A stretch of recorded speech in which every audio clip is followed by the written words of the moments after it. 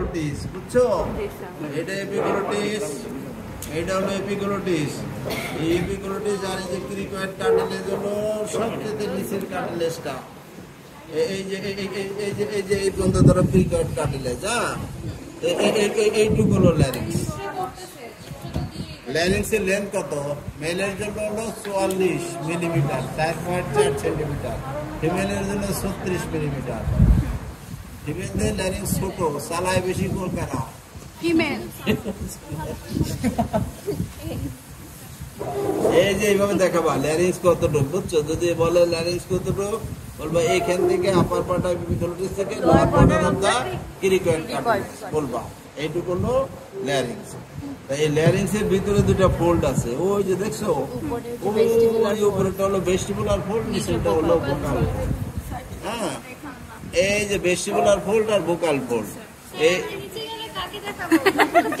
যে সবাই দেখো, এই যে উপরেরটা হলো ভোকাল ভেস্টিবুলার ফোল্ড, নিচেরটা হলো ভোকাল।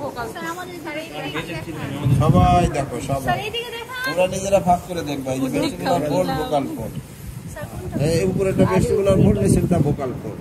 এই দুই ফোল্ডের মাঝে যে এটা হলো সাইনাস অফ দ্য ল্যারিংস, আর উপরেটা হলো ভেস্টিবুল অফ দ্য ল্যারিংস, আর নিচেটা হলো ইনফ্রাগ্লোটিস। বুঝতে পারবা না? বলে দেবো না, ঠাস ঠাস করে বলে দেবা। জি স্যার, জি স্যার তো শুনি, কামের বেলায় তো দেখি না। এর বেস্ট এই লাইনিং এর ভিতরে না, এই শোনো, এই লাইনিং এর ভিতরে এইভাবে মনে রাখবা। এই যে অ্যান্টেরিয়র সারফেস, এই যে টাঙের লাইনিং এর পিছনে কি ছিল? অ্যান্টেরিয়র সারফেস দা উঁচু হয়ে যে পোস্টাল সারফেসের আপার পার্ট দিয়ে এরিয়া এপিগ্লোটিক ফোল্ড আর এই যে ভোকাল ফোল্ড দিয়ে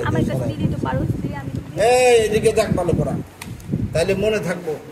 এই যে অ্যান্টেরিয়র সারফেস তো এইটা এপিগ্লোটিসের পুরাটা, এই যে টাঙের থেকে আসে এইভাবে ওইটা, এই যে এই পর্যন্ত পোস্টাল সারফেস আছে, এই যে এটা হলো এরিয়া এপিগ্লোটিক ফোল্ড, বুঝছো? আর এটা ঘুরে এই যে নিচেরটা ভোকাল ফোল্ডের আপার পার্ট দিয়ে যে এইটা হলো নন ক্যারাটিনাইজ, বুঝছো? এই যে এইভাবে দিয়া আপার পার্ট দিয়া ঘুরে এখান দিয়ে ভোকাল ফোল্ডের উপর দিয়ে যে এইটা হলো নন ক্যারাটিনাইজ, আর বাদ বাকি সব দেখছো। যদি না পারো যদি এইভাবে তোমরা মনে রাখো, অ্যান্টেরিয়র সারফেস পুরাটা, পোস্টেরিয়র সারফেসের আপার পার্ট যদি এমনি ধরো, এই যে এরিয়া এপিগ্লোটিক ফোল্ডের আপার পার্ট, দুই দিক দিয়ে যে ভোকাল ফোল্ডের আপার পার্ট, এইভাবে এই যে এইভাবে এইভাবে এইভাবে এটুকু হলো নন ক্যারাটিনাইজ, বাদ বাকি সব হলো স্ট্র্যাটিফাইড সিলিয়েটেড কলামনার এপিথেলিয়াম।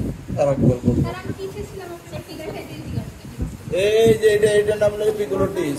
এইটার সামনের সারফেস পুরাটা নন ক্যারাটিনাইজ, আমি কথা কই, সামনের সারফেস পুরাটা পোস্টেরিয়র সারফেসের আপার হাফ, এই পোস্টেরিয়র সারফেসে এতখানি আপার হাফ, আর এই যে এরিয়া এপিগ্লোটিক ফোল্ড এই দুটা, আর এই যে ভোকাল ফোল্ড আছে না, এর আপার পার্ট, এই যে এই দিক দিয়ে গোল করে এই যে এখান দেয় না, এখান দেয় না, এখান দেয় না, যে এইটুকু হলো non keratinize epiglottis elastic cartilage. Hyaline cartilage তোর দিমো একটা ইলাস্টিক কার্টিলেজ, ওই যে স্যার ট্রিপলি দিয়ে মনে রাখছিলাম। তা বাদ দিলাম, এপিগ্লোটিস ইলাস্টিক দরকার নাই। এখানে থাইরয়েড, ক্রিকয়েড আর বেজাল পার্ট অফ অ্যান্টিনাইড হলো হাইলিন, আর বাদ বাকি সবই ইলাস্টিক। এপিগ্লোটিস এইটা হলো এপিগ্লোটিসের লাইনিং এর ভিতরে জিজ্ঞেস করলে কি ভাই ভালো করে শোনো, এপিগ্লোটিসের লাইনিং এর ভিতরে এইটার লাইনিং এর ভিতরে যদি জিজ্ঞেস করে বলবো অ্যান্টেরিয়র সারফেস পুরাটা, পোস্টেরিয়র সারফেস আপার পার্ট হলো এনকেএসএস, আর লোয়ার হাফ হলো সিউডোস্টাটিস। বুঝেছো? যদি বোঝা থাকে যে প্রশ্নই ধরুন সব পারা হয়। থাইরয়েড কার্টিলেজ কোনটা দেখাইতে বলে, কিন্তু থাইরয়েড কার্টিলেজ কিন্তু সামনেরই বড়টা, সবচেয়ে বড়টা হলো থাইরয়েড কার্টিলেজ। এই যে এই দুটা কি থাইরয়েড গ্ল্যান্ড,